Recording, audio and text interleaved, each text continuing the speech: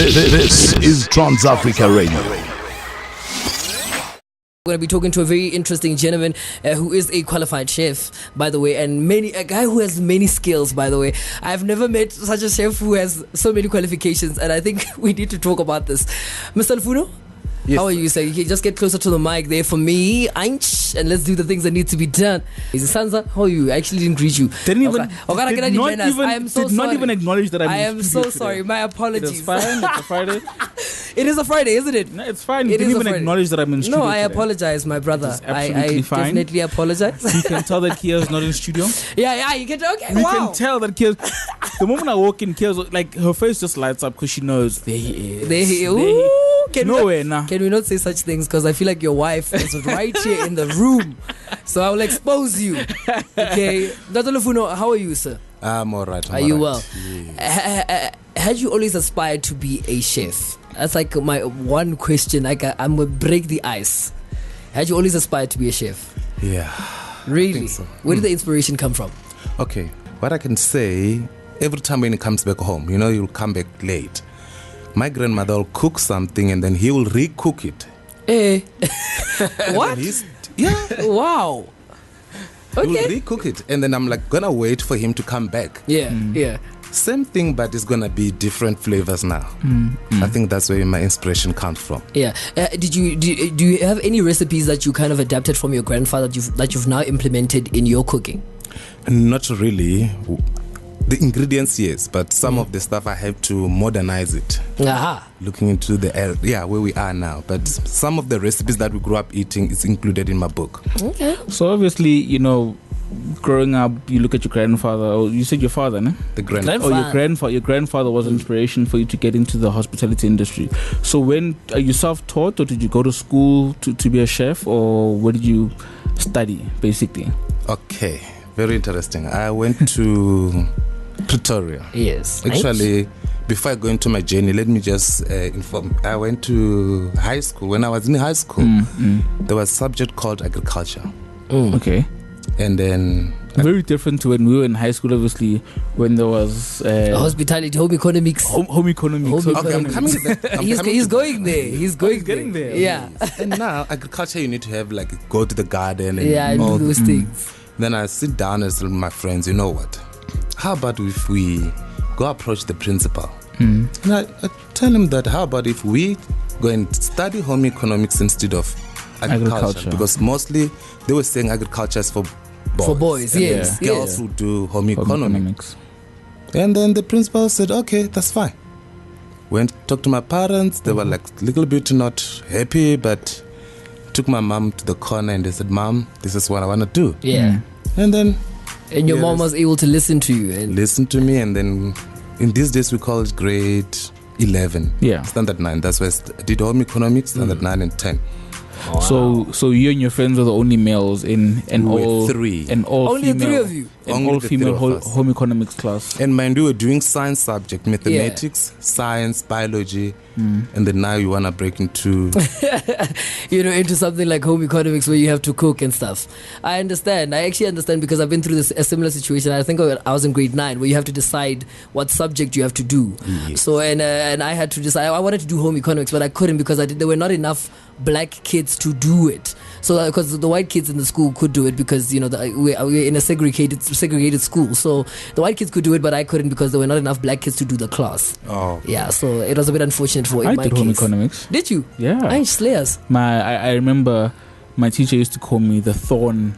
No, the rose amongst the thorns. Oh, wow. The rose I was the only guy in an all-female home economics class. Yeah, and how was that? I mean, don't you ever get ridiculed? Didn't you get ridiculed by other... I mean, coming to you, sir, with the question, didn't you get ridiculed by other students? Yeah. It was very, very bad, eh? Really? So they made fun of you and stuff like that? They'll call you names, all those things. Would you say it was the reason why you decided to study medicine after school and not hospitality immediately after? To me, I think when you grew up, actually, in these days, most people, when we talk about qualification, they relate it with money. Yes. Yeah.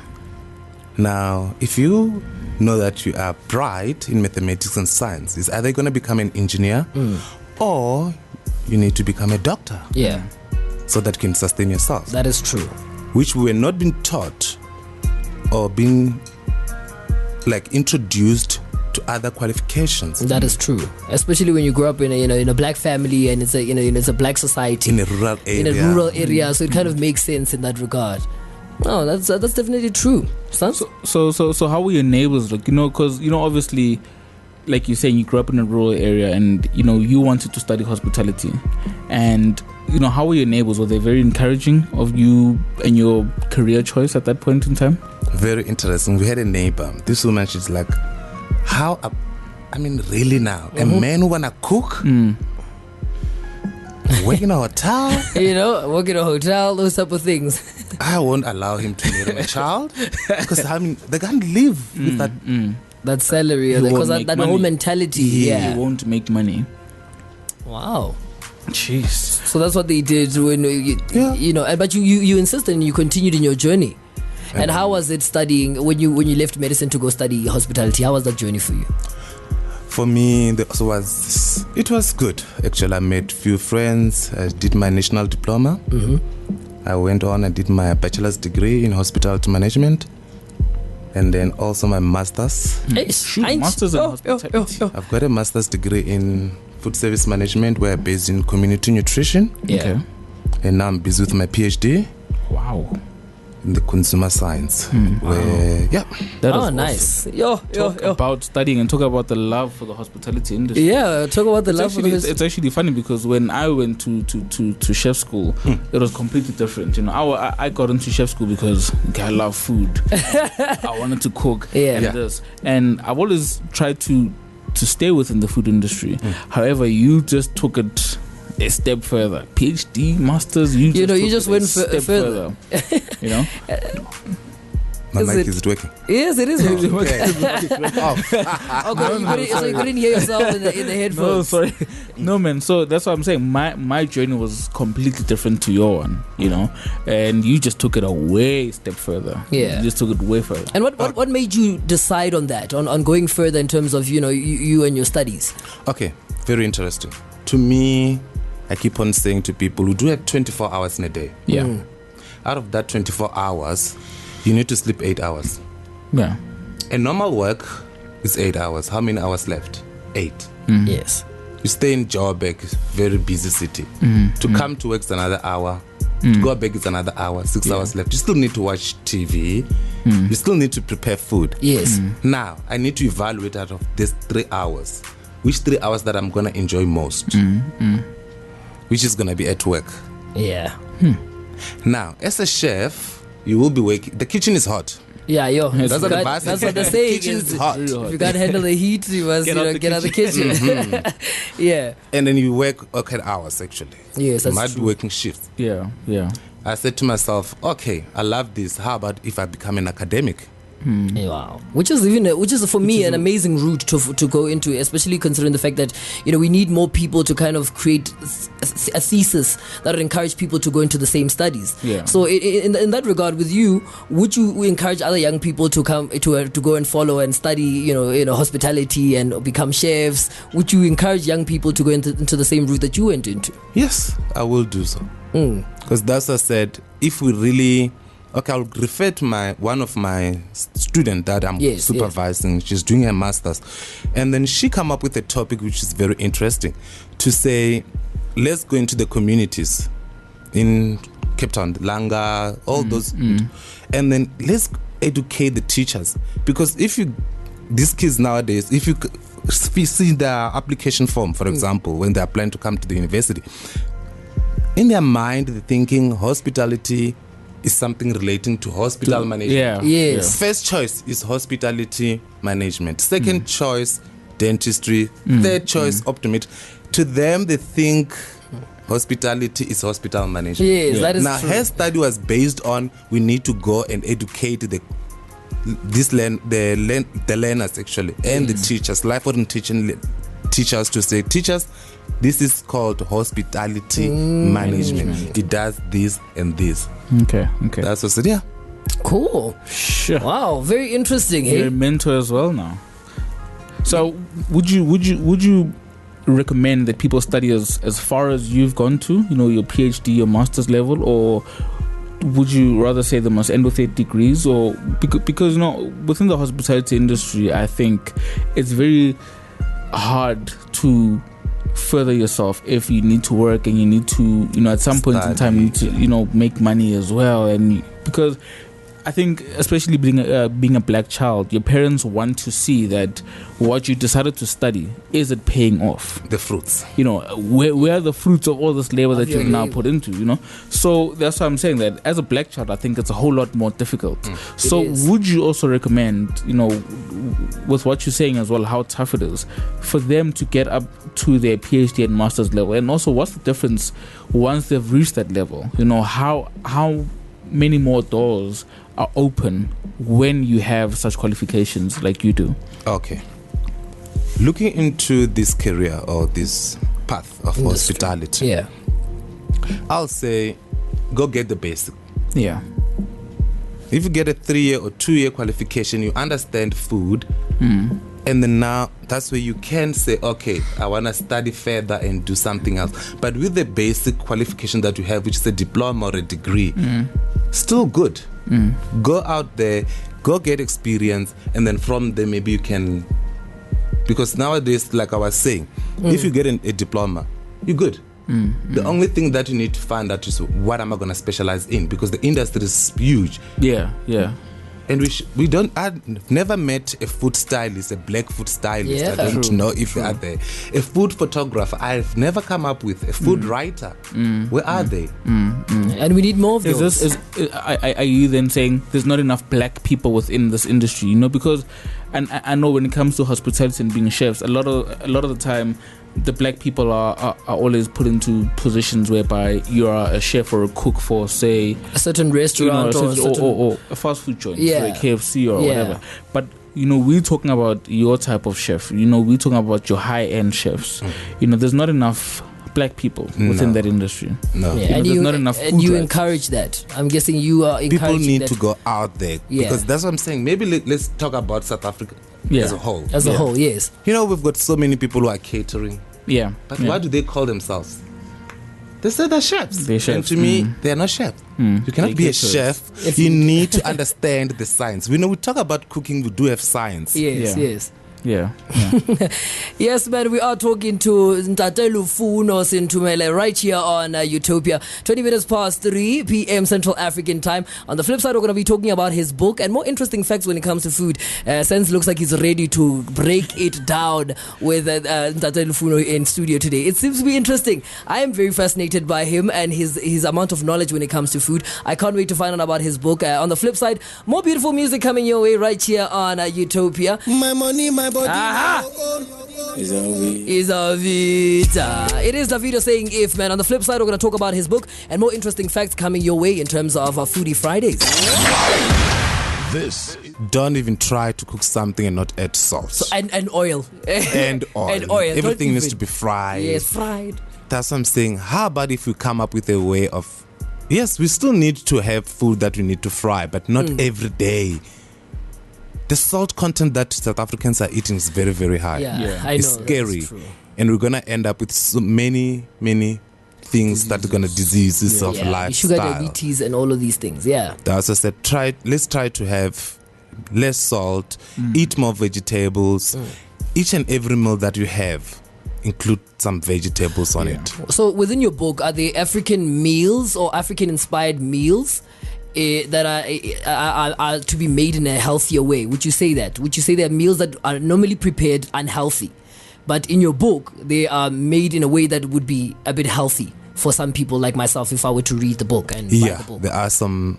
For example, most of my stuff, it's gonna be grilled, either boiled or poached or steaming, which to me, that's a healthy way of going. That's true. Okay. And why did you choose that particular route? Are you encouraging that we as Africans need to be healthy? Yes, I think we need to be healthy. We need to be healthy. We need to try to exercise. So you also encourage exercising as well. Does that come part of the book? They say. Because now I'm like, now Sansa's going to be angry at me. Where they say, how can you trust a skinny chef? Because most people don't want to trust skinny chef. And look at it. I'm so skinny. And then people like, I'm dead. He's feeding no us one never food. a skinny chef. That's true. Yeah, but that's what I'm saying. Really? And there's this notion that if you're a little bit heavy, on the heavy side, That you means you actually can cook. well. Yeah, that means you can really do the thing. That's true. I believe in the same notion as well. Maybe we need to start some running. To fix that. That's exactly why I stopped running. Oh, I'm dying. You guys are funny. You guys are hilarious. So tell me, Mr. Lufuni, what was your inspiration for actually coming up with this cookbook? Is this your first cookbook, by the way? This is my first cookbook. Yes. Yeah. And then there's one coming out now. Okay, so when is that one dropping? We're expecting it in November. Ah. Before Christmas time. Okay. So what was your inspiration for actually starting or creating your own cookbook? I wonder if my sister is listening before I answer this question. Because I've got two sisters. Okay. So you love one more than the other one. So which one inspired you to actually come up with the cookbook? The one who's lazy. But I'm not going to mention the name. And to me to say, okay, these girls now, they're going to get married. They don't even know how to boil an egg. I do have a recipe in there how to boil an egg. Because we don't just boil an egg. If someone asks to boil an egg, they want it soft. How will you tell? To get a point? If they even put some tricks there on things that you need in your oven. There's actually how to boil an egg in this cookbook. I did put in there how to poach an egg. Things that you need in your cupboard, your grocery list. That's what I did in that book. Where it's gonna help them. Things that you need in your kitchen. Yeah. If you're starting up a family, what do you need? For me, listen, I was always fascinated by the fact that when I was a student, and as a student, we couldn't really find a way to buy all these fancy things to cook, and all we had was like spaghetti and whatever. But wouldn't be 2-minute noodles? And, what are the inventive ways that you could really? What are the inventive meals that you could suggest for young people like myself who are in university or something like that to cook such things, but in a much more elegant way to make it taste good? Basically, that's what I'm asking. How would you make something like the 2-minute noodles?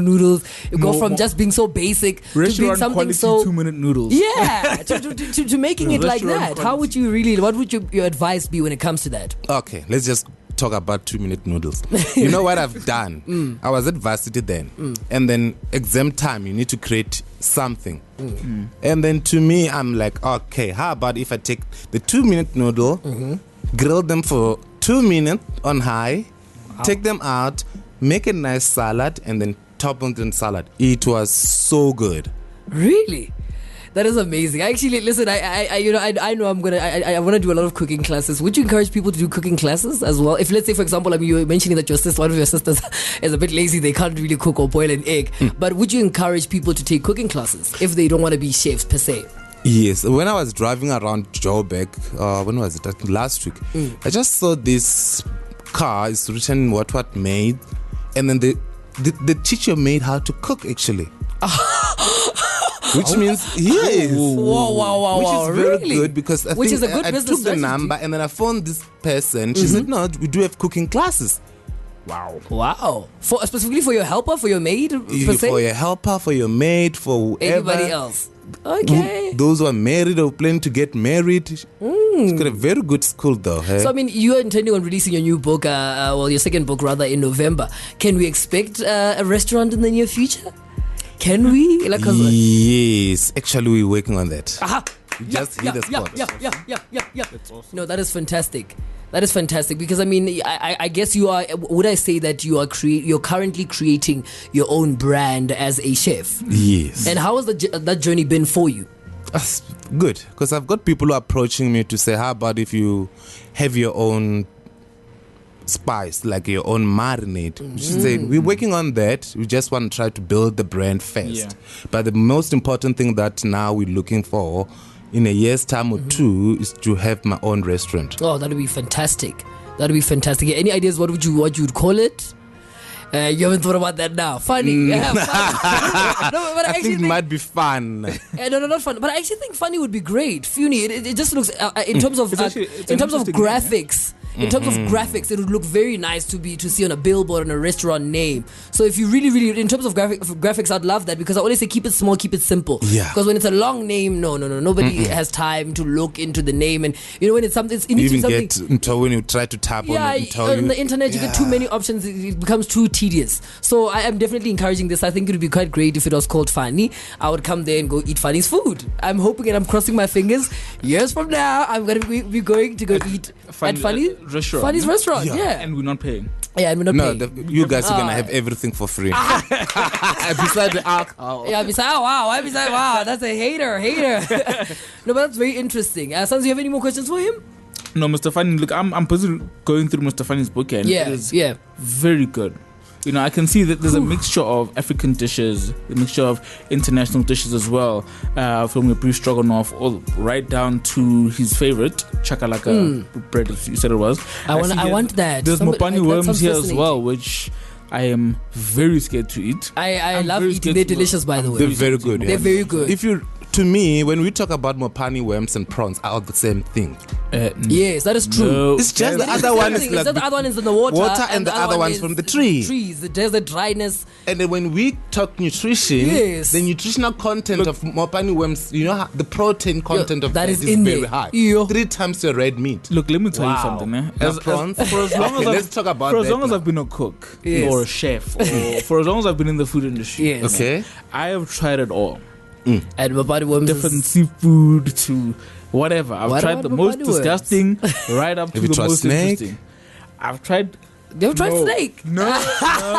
Listen, there are certain things I will stay away from. Mopani worms and snake is just one of them. But mopani worms is delicious. I mean, I'm not a seafood fan. I'm not a seafood. Yeah, and because I come from Limpopo, mopani worms are delicious. I mean, I grew up with them. My grandmother used to prepare them very raw with tamati and just simple things. Not very quick, but they were always so delicious because I love the crunchiness. I always said the fact that when you bite into them, then they squeeze the juices out.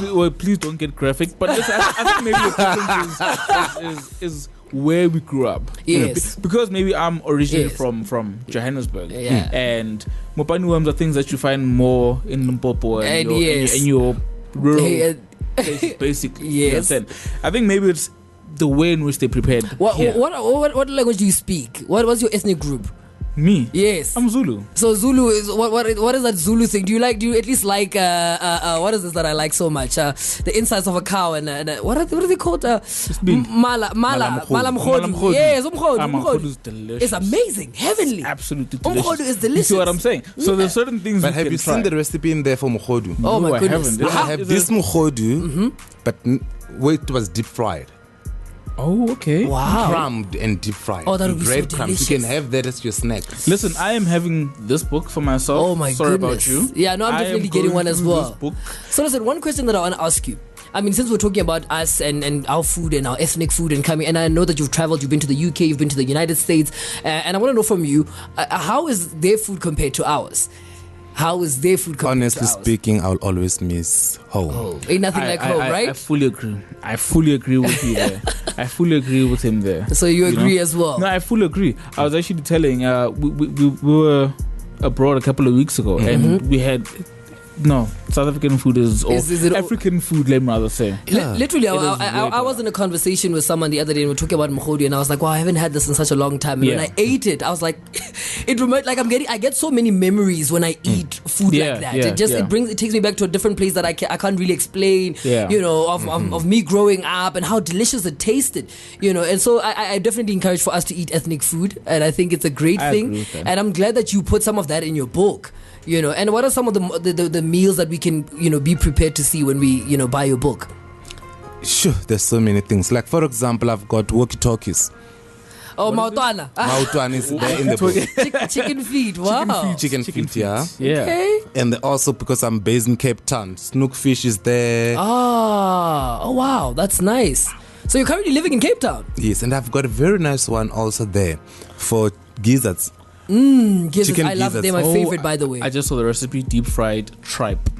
You need to try that. It looks very good. I will not lie.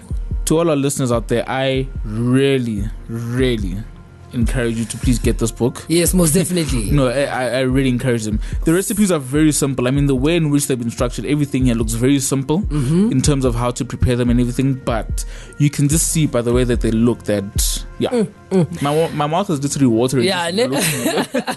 So, Tata Lufuni, one last question that I really want, one of the last few questions that I'm going to ask you is that what does food mean to you? Food to funny. Yeah, food to funny. Actually, I even posted on Facebook. I think if between that really sounds good. Food to funny. Yeah. Wow. Between the bedroom and kitchen, I'll go to the kitchen the way I love food. Wow. My budget, when I check on my statement, is just food. Wow. That's what to me I love. Food. Yeah. So are you also like one of those people who, when you're walking around and you're doing your groceries, you don't just always buy the same stuff that you bought? Actually, I don't have even a grocery list unless if I'm preparing something else. Walk to the shop and then I think I have this in my house. Oh, why can't I try this? Wow, what is that? So you're always willing to try something new. That's what I normally do. Oh wow, that is fantastic. And do you constantly work on new recipes? Every day of my life. Oh wow. Aha! Preach. That's the only way. Is that the only way that how the you? Best way I can see, like to always keep your knowledge up. Yeah. And to always stay ahead of everybody else, which is awesome. Which is kind of fantastic. Also on my phone, just get some app, play some food games. To me, I even encourage students to do so because really, if you don't research, well, how will you know? Yes, how will you know? That is true. Because we've got so many food trends out there. That's just keep informed. That is really interesting. Speaking about students as well, quickly, like how difficult do you think it is, or how difficult has it been for you as a black and African person to crack the market and get into the industry? That's a good question. Because I'll make an example of myself. Maybe I did my chef and hospitality qualification way back in 2007. However, getting into the place and the industry the place that you want to work in is extremely difficult. It is extremely difficult, and one of the most discouraging things is how you're always spoken to.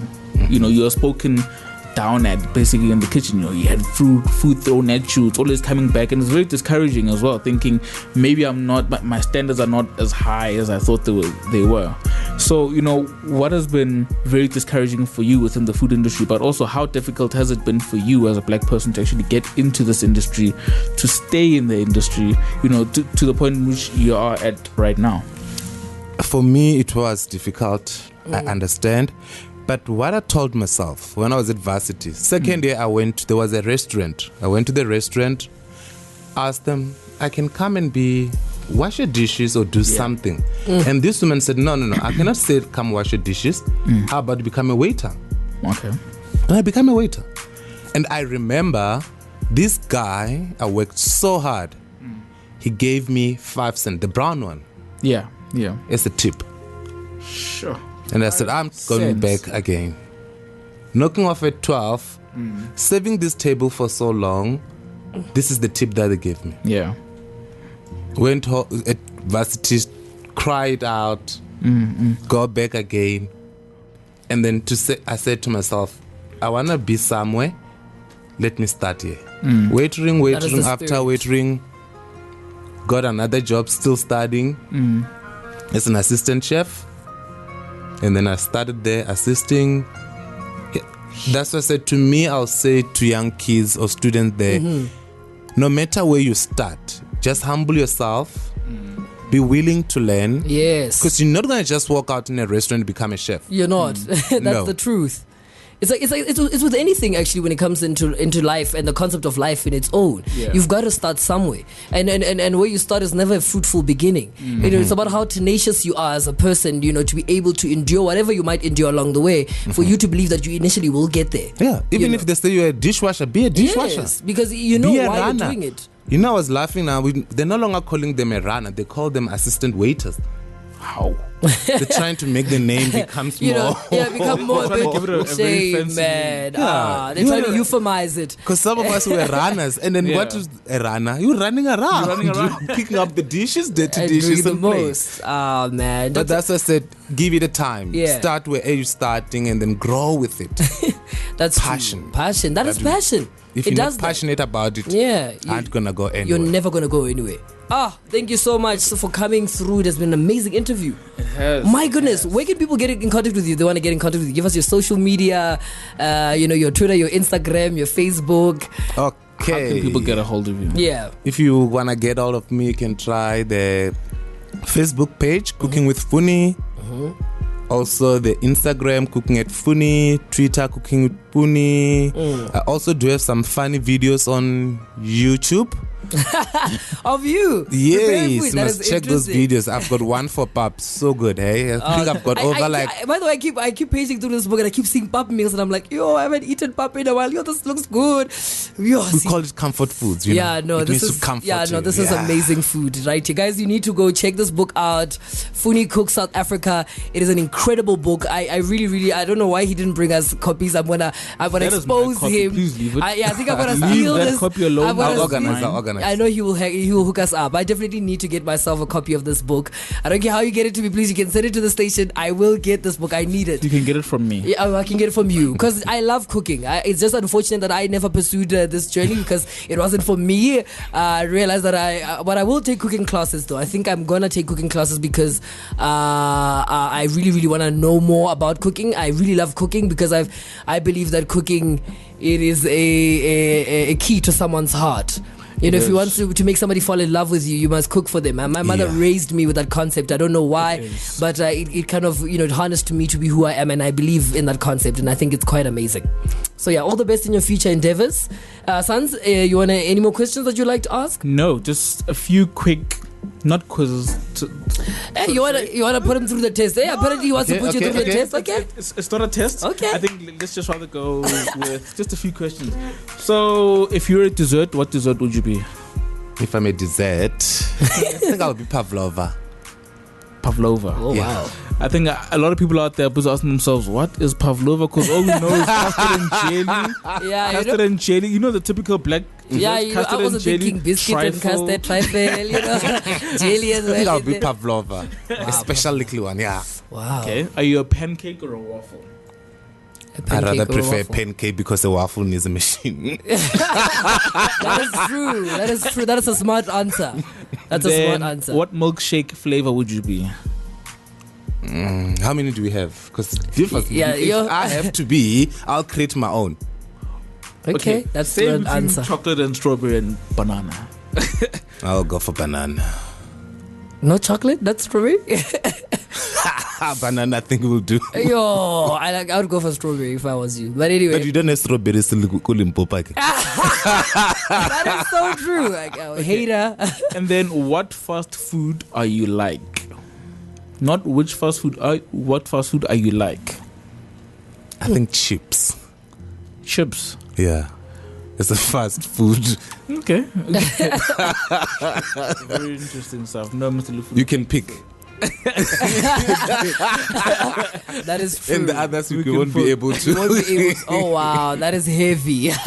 He's still going for the skinny thick concept. Did you hear that he was shading on you?